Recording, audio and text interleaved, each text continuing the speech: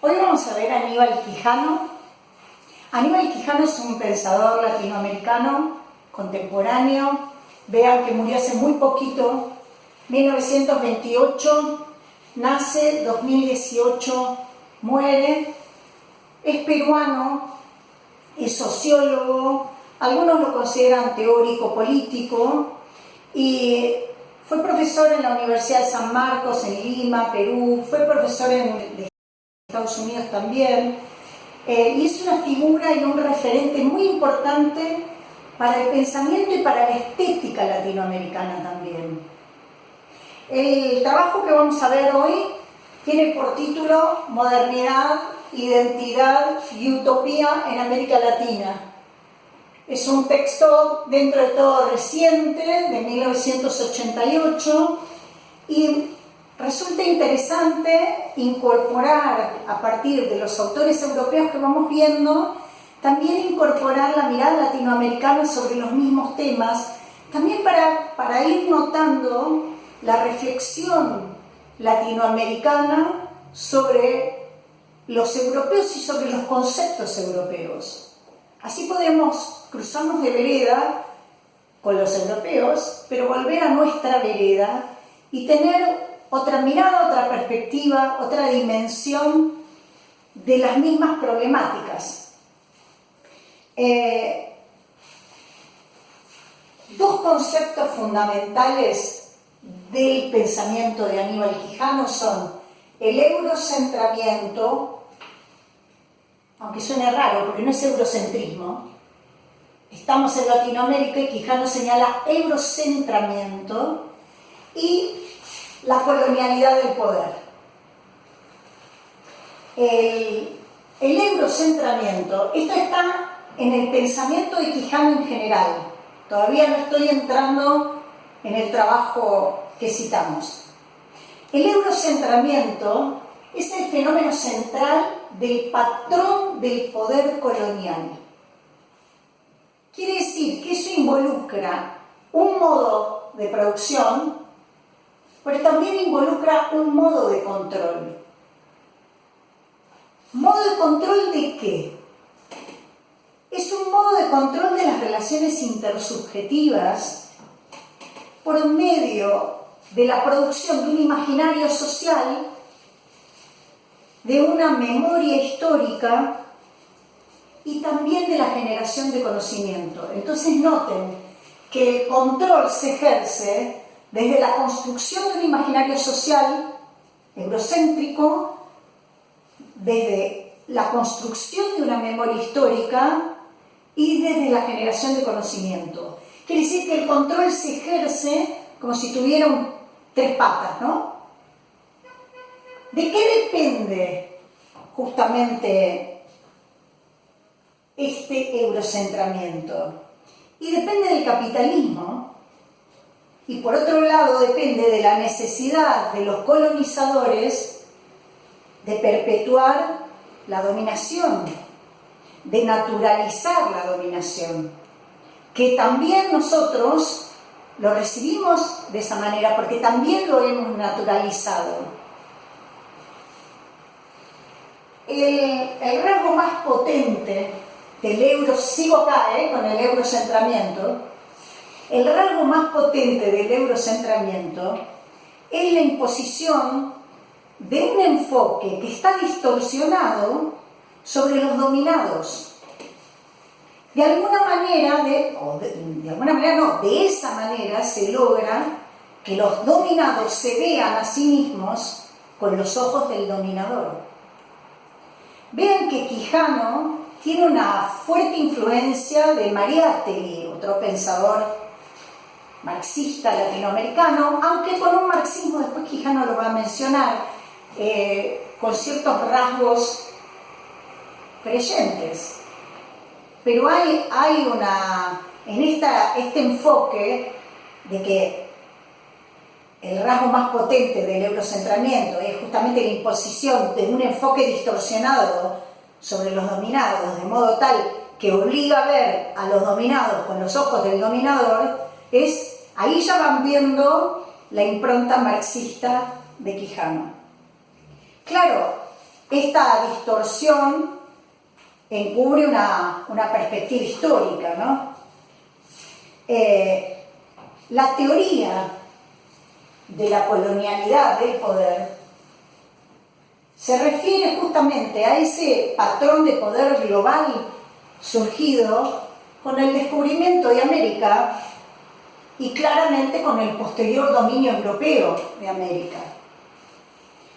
Ese descubrimiento y dominio de América de parte de Europa estableció este sistema de dominación colonial, pero también estableció un sistema del mercado mundial capitalista. Es decir, que tanto el sistema de dominación colonial como el sistema del mercado mundial capitalista, ambos están controlados por las potencias europeas. Ese gran tema de interés en el pensamiento de Quijano, que es la colonialidad del poder, justamente trabaja sobre esos dos ejes. Por un lado, el capitalismo, por el otro, la idea de raza. El capitalismo, porque es la única estructura de producción de mercaderías que articula todos los modos de producción. Y la idea de raza es el fundamento de todo el sistema de dominación colonial. Quiere decir que no hay forma de ejercer o plantear la colonialidad del poder si no es pensándolo con estos dos ejes. En América Latina, la formación de los estados-nación y la formación de las identidades nacionales fueron de carácter colonial. Es decir, que permaneció el modelo de clasificación entre el grupo de los blancos, por un lado, y el de los demás grupos por el otro. Y en el de los demás grupos está el negro, el indio, los mestizos.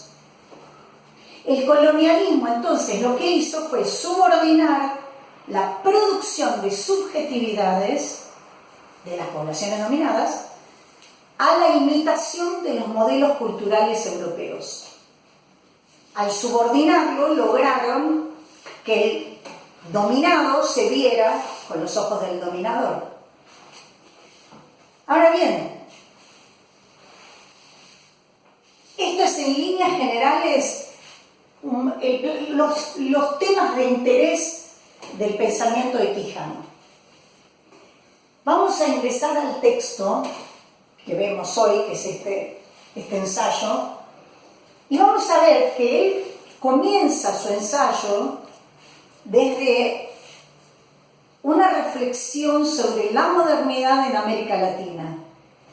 Y de a poco, a partir de esa reflexión, se va centrando cada vez más en América Latina, no tanto en Europa, y viendo cuál es la propuesta de América Latina y definiéndose él, cuando él trata de pensar una identidad, si la hay, una identidad latinoamericana. Pero comienza desde lo europeo y justamente desde la noción de modernidad e incluso de modernización. Y va siendo todo muy interesante el trayecto que va haciendo Quijano, hasta al final del trabajo también plantear la impronta estética. Es muy interesante cómo trabaja la literatura latinoamericana en función de esta búsqueda. Bueno, entonces, comienza planteando que América Latina ha sido víctima pasiva y tardía también de la modernización. Para ser más precisos, la historia de la modernidad comienza en el violento encuentro entre Europa y América, ya sabemos en el siglo XV. Pero es un violento encuentro. Y ahí, dice Quijano, comienza la historia de la modernidad. Porque justamente en ese violento encuentro, ese encuentro de ambos mundos, en ambos mundos, se sigue a partir de ahí una reconstitución de la imagen del universo. Fíjense, por un lado va a decir que América Latina ha sido una víctima pasiva de la modernización en esa reconstitución de la imagen del universo. Pero es interesante porque también dice que ha sido una partícipe activa. Fíjense, dice pasiva, digo porque así van viendo cómo va pensando Quijano. Este es un gesto muy de Quijano. También se nota allí la impronta frankfurtiana. Allí está la influencia de la Escuela de Frankfurt, del pensamiento, especialmente en este caso, en este ensayo de Horkheimer, de Max Horkheimer, en el pensamiento de Quijano. Les decía, dice también que es partícipe activa en este violento encuentro. ¿Por qué? Porque esa reconstitución de la imagen del universo, lo interesante es que va a reemplazar un tiempo pasado, privilegiado por la época previa, la va a reemplazar por un tiempo futuro. Esa mutación de la intersubjetividad que se va a dar en el choque en ambos mundos, lo que da por resultado, por lo que sucede, es que produce una nueva imagen social del tiempo. Se produce justamente el reemplazo del pasado por el futuro. El futuro ahora va a ser la sede privilegiada de las expectativas de la humanidad. Justamente por esa razón se comienzan a producir en el siglo XVI las utopías. El siglo XVI comienza a producir utopías europeas. En el pasado, estamos en el siglo XVI con la producción de utopías, entonces cuando Quijano está diciendo el pasado, está diciendo siglo XIV, siglo XV, toda la previa imagen del universo reposa en el pasado. Hay cierta esperanza en la insistencia, en el regreso insistente a la edad dorada. Hay cierta nostalgia clásica. Entonces, siglo XIV, XV revisita el pasado una y otra vez porque lo estima, porque lo considera privilegiado, pero hay cierto aire nostalgioso. En un punto, Quijano dice, en siglo XIV, XV, hay cierta ausencia de conciencia histórica, por lo cual es como si siglo XIV, XV estuviera atrapada en un laberinto que no le permitía dar un sentido histórico a los acontecimientos. En cambio, a partir del choque violento, como lo llamó encuentro violento, claro, ha sido partícipe activa porque sin ella no hubiera ocurrido. Es decir, que en algún punto es pasiva, pero en algún punto es activa, porque sin ella no hubiera ocurrido esta constitución de modernidad, esta reformulación de la imagen del universo. Esta producción de utopías y este violento encuentro dio por resultado que el laberinto en el que estaba atrapado siglo XIV y XV quedara atrás. Y entonces la historia ahora comienza a ser proyectada hacia adelante. Es decir, que la historia se empieza a cargar de futuro. Eso significa que la historia se empieza a cargar de sentido también. Con imágenes poderosas, con una fuerza motivadora importante. ¿Quiénes contribuyeron, dice Quijano, a esa producción de utopías? Bueno, Quijano dice que contribuyó la racionalidad andina. La racionalidad andina, porque lo que los europeos hallaron, encontraron, fueron instituciones sociales andinas que se establecían en torno a la reciprocidad, a la solidaridad y a la alegría del trabajo. Entonces, solidaridad, reciprocidad, alegría en el trabajo eran los elementos que constituían la intersubjetividad de esas comunidades. ¿Qué dio por resultado esto? Para la época, una promesa de liberación. Pero es una promesa de liberación cargada de racionalidad. Porque durante el siglo XVIII y comienzos del siglo XIX se da un notable interés científico del universo. Y eso va marcando lo que nosotros hemos leído como ilustración, como iluminación. Esta especie de primigenia modernidad que se va dando es la que constituye esa promesa de liberación, porque la promesa de liberación siempre es asociación de razón más liberación. ¿Por qué? Porque empieza a haber razón. ¿Por qué? Porque hay sentido, y un sentido racional. Esto se registra, cuidado, porque esta asociación de razón más liberación no se registra solo en las utopías europeas, en el pensamiento europeo, también se registra en América. Justamente Quijano repone y cita a otro pensador peruano que es Pablo Olavide. Lo podemos escribir por acá. Pablo Olavide,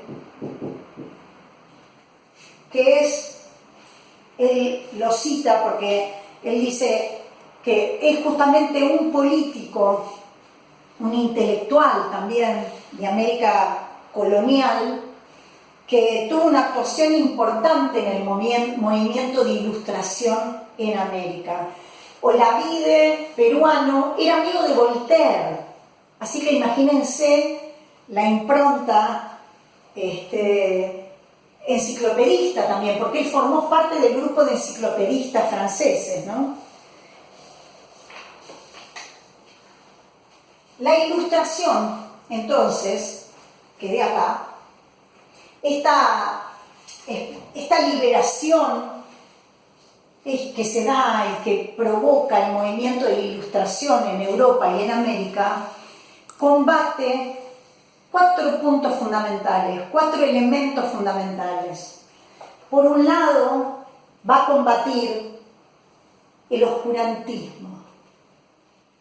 El oscurantismo, la denominación oscurantismo es todo lo contrario a la racionalidad, todo lo contrario a la razón.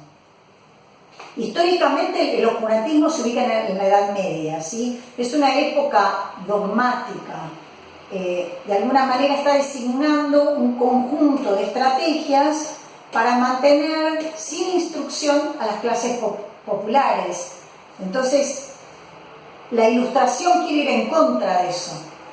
La ilustración, el oscurantismo, si el oscurantismo bloqueaba el desarrollo del conocimiento y reprimía la libertad de la subjetividad, bueno, la ilustración quiere derribarla, quiere luchar contra ese oscurantismo medieval. La ilustración también quiere combatir la arbitrariedad y la inequidad de las relaciones de poder social. Quiere combatir la inequidad porque hay que pensar que el poder feudal todavía no estaba superado. Y eso provocaba esas desigualdades e inequidades. Entonces, la ilustración en Europa y también en América intenta combatir esas inequidades. Otro punto que quiere combatir justamente es el despotismo. El despotismo que estaba incorporado al Estado. que va de la mano con la inequidad. Y el cuarto punto es que la Ilustración quiere combatir todo lo que se opusiera a la reorganización racional, vean la impronta de la razón, ¿no? Racional de la sociedad. En América, todas estas cuestiones que enumeré acá, en América se sentían mucho más que en Europa, especialmente piensen en el siglo XVIII, se siente mucho más en América esa inequidad que en Europa. Es decir, despotismo, arbitrariedad, desigualdad. Bien, hasta aquí el primer planteo. Ahora avanzamos un poco más, ¿sí?